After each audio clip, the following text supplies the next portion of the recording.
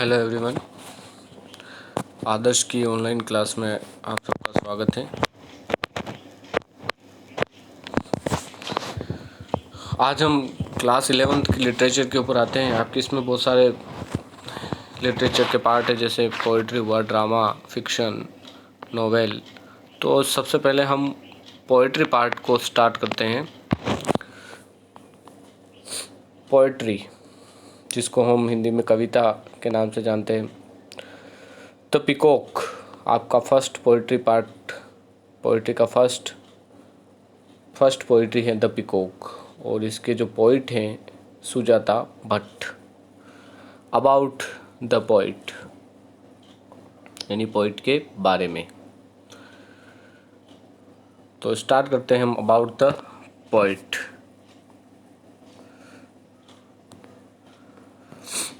Born in 1956 and educated.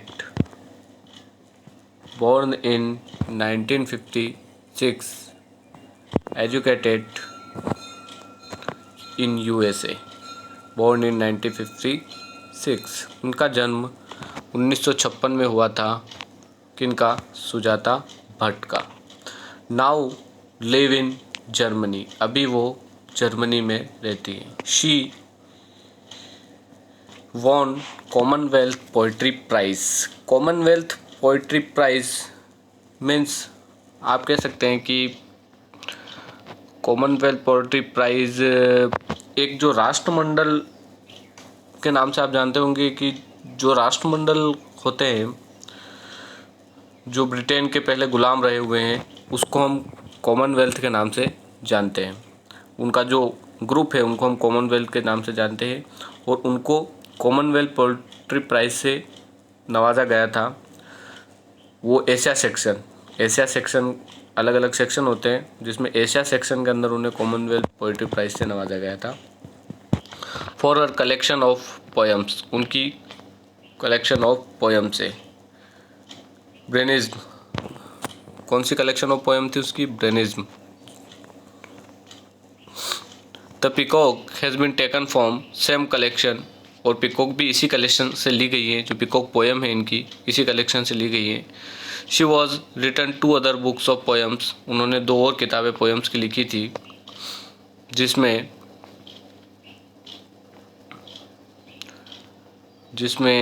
First है आपकी morning shadows and the sticking rose. Morning shadows and sticking rose. Next, ये तो हो गया आपका अबाउट द पोइट। अब हम पढ़ते हैं अबाउट द पोएम। पोएम के बारे में हम क्या कह सकते हैं? अबाउट द पोएम हम इसमें पढ़ेंगे। The poem peacock. The poem peacock. The poem peacock portrays the beautiful birds in its splendor as well as validity। तो स्प्लेंडर्स हम कह सकते हैं इसमें शानदार। तो जो द पोएम है, इसके नाम से हमें पता चल जाता है कि जो पोएम है ये एक पीकॉक का नाम सुनते हैं हमें सुंदरता का आभास होता है, क्योंकि हमारा जो नेशनल बर्ड है वो भी क्या है? पीकॉक है। तो जो पोएम पीकॉक है वो सुंदर पक्षी मोर का उसका उसी तरह से वर्णन करती है जैसा कि वो है, एज वेल एज, जैसा कि उसका अभिमान है, जैसा कि उसका स्प्लेंडर है, और जैसा उसी तरह से ये पोएम भी उसका वर्णन करती हैं। Its sudden presence is enough to test the poet's attention. उसकी अचानक प्रेजेंस पर्याप्त होती है कवि को उसकी तरफ आकर्षण करने के लिए, attention. As she is the peacock descending from the नैब पीपल ट्रीज। जैसे कि वो उतरता है एक पीपल ट्री से, is going after his prey, उसके शिकार के लिए। तो जैसे ही वो अपने शिकार के लिए उतरता है तो वो उसकी जो झलक है वो पोइट को आकर्षित करती है। तो she is introduce to read her favourite book. जब वो अपनी फेवरेट बुक पढ़ रही होती है, the bird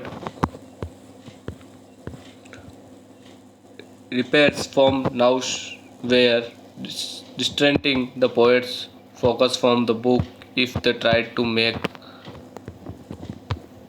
art realize that is a majesty cannot ignored। मतलब कि आपकी कोई फेवरेट चीज़ हो, वो आप कर रहे हो, और कोई ऐसी चीज़ नज़र आ जाए जो आपका ध्यान वहाँ से भंग कर दे, तो सोचो वो कितनी अच्छी फेवरेट हो सकती है। तो वही बात है कि पीकॉक इतना अच्छा सुंदर बर्ड है कि पोइट अपनी फेवरेट बुक पढ़ता है, लेकिन फिर भी वो उसकी ओर ध्यान आकर्षित करने से अपने आप को रोक नहीं पाती है। दोस्त indirectly the poem outline the peacock. Peacock is a proud as a kingly natures. यहाँ पर इस प्रकार हम कह सकते हैं कि कविता में जो मोर है उसकी प्राउड नेचर यानी गर्वीली एंड किंगली नेचर्स कह सकते हो आप, यानी जो राजशाही नेचर है उसको बताती हैं। तो यानी पोइट, इस पोएम के अंदर जो पोइट है वो पीकॉक का प्राउडली और किंगली नेचर्स बताती हैं।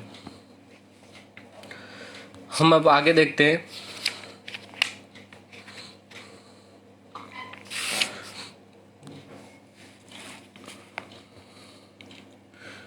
अब हम पोएम की तरफ बढ़ते हैं।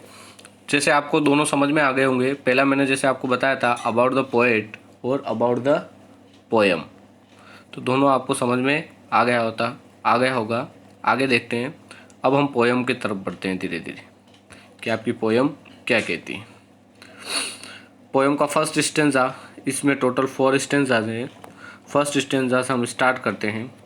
His loud sharp call. Poet कहती हैं his loud sharp call. Sharp यानी होता है तीखा। शार्प यानी हम कह सकते हैं तीखा, यानी वो जो तीखी चीज़ होती है, धारदार चीज़, उसको। लाउड यानी तेज। कॉल मतलब अचानक कहीं से कर्कश यानी तीखी आवाज़ आती है। तीखी या कर्कश कह सकते हैं। अचानक कहीं से यानी सीम्स टू कम फ्रॉम नाउवेयर, कहीं से। अचानक कहीं से, नाउवेयर यानी कहीं से। अचानक कहीं से एक तीखी आवाज़ आती हुई प्रतीत होती है। सीम्स यानी प्रतीत होना, कम यानी आना। अचानक कहीं से तीखी आवाज़, तीखी और लाउड आवाज़ आती हुई प्रतीत होती है। आगे बढ़ते हैं। Then a flash of turquoise. Then a flash of turquoise. Flash, हम फ्लैश के लिए कह सकते हैं कि जैसे कोई चमकना। फ्लैश यानी होता है चमकना, जैसे आपने मोबाइल में फ्लैश होता है ना, तो उस तरह से फ्लैश यानी होता है चमकना। अब ये वर्ड है टर्कोइज मीन्स होता है, हम कह सकते हैं कि फिरोज़ा। एक वर्ड होता है हिंदी का फिरोज़ा मतलब आप समझते हो। फिरोज़ा ये होता है कि जो आपका जो नीला रंग होता है उसमें थोड़ा हल्का हल्का सा हरा रंग में चढ़ा होता है। नीले रंग के अंदर थोड़ा सा हल्का हल्का हरा रंग, उस तरह से आपने देखा होगा। मोर जो होता है वो ब्लू के ऊपर थोड़ा सा हल्का हल्का हरा होता है, उसी को हम फिरोज़ा कहते हैं। तो वो एक क्या था, कहीं से कर्कश आवाज़ आती है, तो वो क्या था, then a flash of turquoise, यानी एक फ्लैश था किसका, फिरोज़ा का। इन द पीपल ट्रीज, कहाँ पर, पीपल के पेड़ पर। कहाँ पर था, पीपल के पेड़ पर। तो कहीं से तेज कर्कश आवाज़ आती है, तो वो क्या थी, एक पीपल के पेड़ पर एक फ्लैश चमकता हुआ दिखाई देता है। The slender neck arched away. The slender neck arch away. The slender neck arch away. Slender यानी होता है पतली। स्लेंडर यानी होता है पतली, हम कोई चीज़ होती है पतली। निक यानी गर्दन, नेक यानी गर्दन होता है। आर्च्ड अवे, आस्क्ड अवे यानी हम कह सकते हैं हेल्ड अवे, हेल्ड अवे यानी अलग दिशा में मुड़ी हुई चीज, आस्क्ड अवे यानी अलग दिशा में मुड़ी हुई चीज। फ्रॉम यू, फ्रॉम यू यानी तुमसे, यानी जो पोइट था, पोइट थी, उससे अलग दिशा में मुड़ी हुई। As he descends, as he descends, descends यानी उतरना, असेंडिंग डिसेंडिंग होता है ना, तो उसे डिसेंड मतलब होता है, हम कह सकते हैं डिसेंड यानी उतरना, नीचे आना।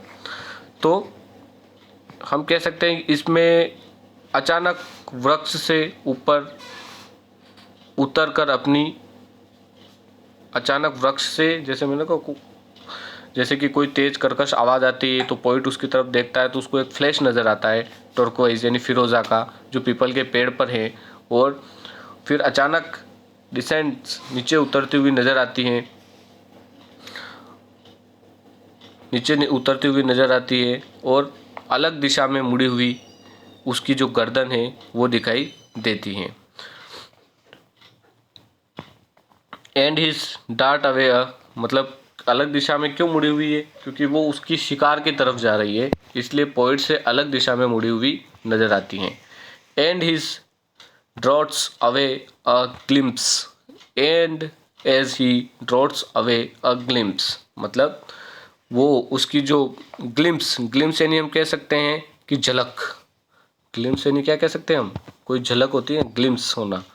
ड्रॉट्स, ड्रॉट, ड्रॉट यानी होता है, हम कह सकते हैं ड्रॉट के लिए टू मूव सडनली, आप देखते हो कोई किसी विशेष दिशा में तेजी से दौड़ना, झपकना, तो एक तरफ तेजी से दौड़ती हुई नजर आती है। Of the very end of his tail, और उसकी लास्ट जो पूंछ होती है वो नजर आती है। जैसे कोई दौड़ता है तो उसको एकदम दौड़ता है तो अपन को लास्ट वाली उसकी चीज नजर आती है, उसी तरह से वो नजर आती है।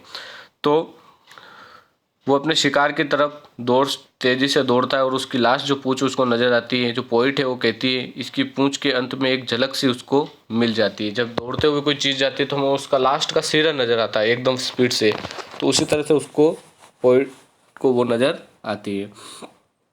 तो इसमें हम कह सकते हैं कि जो is loud sharp call seems come from nowhere's, हम कह सकते हैं कि कोई तेज आवाज़ आती हुई प्रतीत होती है कहीं से, जो एक पीपल के पेड़ पर होती है, जो एक झलक नज़र आती है टोर्क्वेज का मतलब फिरोजा जैसी, और स्लेंडर निक, उसकी पतली गर्दन मुड़ती हुई नज़र आती है, किस तरफ, उसके शिकार की तरफ। फ्रॉम डिसेंडिंग्स, डिसेंड्स और उतरती है उस पेड़ से।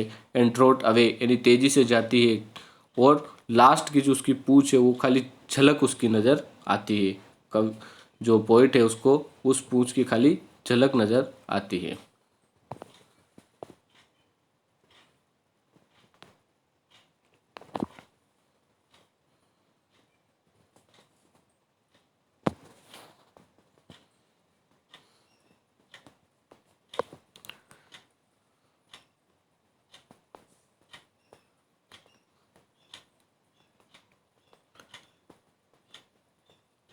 अब हम इसकी सेकंड स्टेजा पे आते हैं। जो आपका सेकंड स्टेंजा है उसकी तरफ हम बढ़ते हैं। तो जो सेकंड स्टेजा है वो क्या कहता है उसको हम एक बार देख लेते हैं। Second stanza,